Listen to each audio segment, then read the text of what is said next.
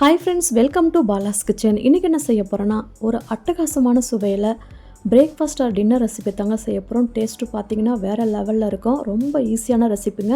வாங்க எப்படி செய்கிறதுன்னு பார்க்கலாம். இப்போ ஒரு பேன் எடுத்துக்கோங்க. ஒரு ஸ்பூன் அளவுக்கு எண்ணெய் சேர்த்துக்கோங்க. இப்போ இதில் பார்த்திங்கன்னா ஒரு 2 ஸ்பூன் அளவுக்கு உளுத்தம்பருப்பு சேர்த்துக்கோங்க. காரத்துக்கு ஒரு 2 பச்சை மிளகா சேர்த்துக்கோங்க. இப்போ இது எல்லாத்தையும் வறுத்து விட்டுக்கலாம். இப்போ உளுத்தம்பருப்பு பார்த்திங்கன்னா நல்லாவே செவந்து வறுந்து வந்துருச்சு. இப்போ இதில் ஒரு அரை கட்டு அளவுக்கு நான் கொத்தமல்லியை நல்லா வாஷ் பண்ணி கட் பண்ணி வச்சுருக்கேன். இப்போ அதையுமே நல்லா உள்ளே சேர்த்துக்கோங்க. இப்போ இதை சேர்த்துட்டு நல்லா கொத்தமல்லி வதக்கி எடுத்துக்கோங்க. இப்போ இதில் ஒரு 1/4 மூடி அளவுக்கு தேங்காய் சேர்த்துக்கோங்க. தேங்காய் சேர்த்துட்டு நல்லா வதக்கி விட்டுக்கோங்க. இப்போ நம்ம சேர்த்த கொத்தமல்லி, பச்சை மிளகா, தேங்காயெலாம் நல்லா வதங்கி வந்துருச்சு. இப்போ ஸ்டவ் ஆஃப் பண்ணிவிடுங்க.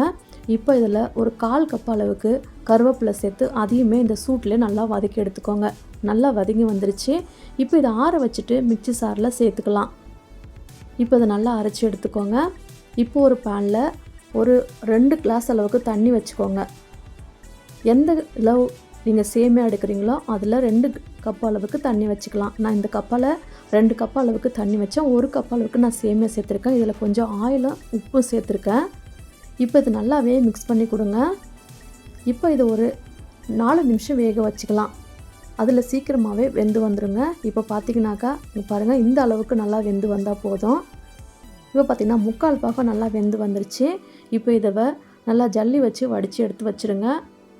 இப்போ ஒரு பேனில் ஒரு 4 ஸ்பூன் அளவுக்கு எண்ணெய் சேர்த்துக்கோங்க. கடுகு, சீரகம் சேர்த்துக்கோங்க. இப்போ இதில் 1 ஸ்பூன் அளவுக்கு கடலைப்பருப்பு, 1 ஸ்பூன் அளவுக்கு உளுத்தம்பருப்பு சேர்த்துக்கோங்க. ஒரு 4-5 முந்திரி சேர்த்துக்கோங்க. முந்திரி உங்கள்கிட்ட இல்லைன்னா ஸ்கிப் பண்ணிவிடுங்க, பரவாயில்ல. இப்போ எதுவுமே வதக்கி நல்லா எடுத்துக்கோங்க. நல்லா செவந்து வறுந்து வரட்டும். இப்போ நான் ஒரு 2 பச்சை மிளகாவை இந்த மாதிரி 2 கட் பண்ணி வச்சுருக்கேன். இப்போ அதையுமே சேர்த்துக்கோங்க. வாசனைக்கு கொஞ்சம் கருவேப்பிலை சேர்த்துக்கோங்க. சேர்த்து விட்டு நல்லா வதக்கி விடுங்க. நல்லா வதங்கி வரட்டும். இப்போ பார்த்திங்கன்னா நம்ம சேர்த்தது எல்லாமே வறுந்து வதங்கி வந்துருச்சு. இப்போ இதில் ஒரு 1/4 ஸ்பூன் அளவுக்கு மஞ்சள் பொடி சேர்த்துக்கோங்க. மஞ்சள் பொடி சேர்த்துட்டு நல்லா வதக்கி விடுங்க. நல்லா வதங்கி வரட்டும். இப்போ நம்ம அரைச்சி வச்ச மசாலாவை சேர்த்துக்கோங்க. சேர்த்து விட்டுட்டு இப்போ இந்த மிக்ஸி சாரை கழுவிட்டு கொஞ்சமாக தண்ணி சேர்த்துக்கோங்க. இந்த அளவுக்கு தண்ணி சேர்த்தா போதும். இந்த மசாலா நல்லா வதங்கி வரட்டும். இப்போ நம்ம ஃபில்டர் பண்ணி வச்சோம் இல்லைங்களா சேமியா, இப்போ அதையுமே உள்ளே சேர்த்துக்கலாம். நல்லா உதிரியாக இருக்குது பாருங்கள். இப்போ அதையுமே சேர்த்துட்டு இதை நல்லா மிக்ஸ் பண்ணி கொடுங்க. இந்த மாதிரி கரண்டியை வச்சு நல்லா உடச்சி விடுங்க. இப்போ கெட்டியாக இருக்கிற மாதிரி தான் இருக்கும். அப்புறம் நம்ம உதிர்த்து விட்டு நல்லா உடஞ்சி நல்லா உதிரியாக வந்துடுங்க. இப்போ நல்லா மிக்ஸ் பண்ணி கொடுங்க. இப்போ இதை கிட்டத்தட்ட ஒரு 5 நிமிஷமே மிக்ஸ் பண்ணி கொடுத்தா போதும். இது சீக்கிரமாகவே கெட்டியாகி வந்துடுங்க. இப்போ பார்த்திங்கனாக்கா தண்ணி எல்லாமே நம்ம இதுவாகிடுச்சு பாருங்கள். இப்போ ஒரு 2 நிமிஷத்துக்கு அப்படியே மூடி வச்சுருங்க. 2 நிமிஷத்துக்கு அப்புறமா நான் ஓப்பன் பண்ணி காமிக்கிறேன். இப்போ பார்த்திங்கனாக்கா சூப்பராக ரெடி ஆகிடுச்சு பாருங்கள். இப்போ இது கொஞ்சமாக லைட்டாக மிக்ஸ் பண்ணி கொடுங்க. நல்லா உதிரியாக சூப்பராக இருக்குது பாருங்கள். இந்த அளவுக்கு நல்லா மிக்ஸ் பண்ணி கொடுத்துருங்க.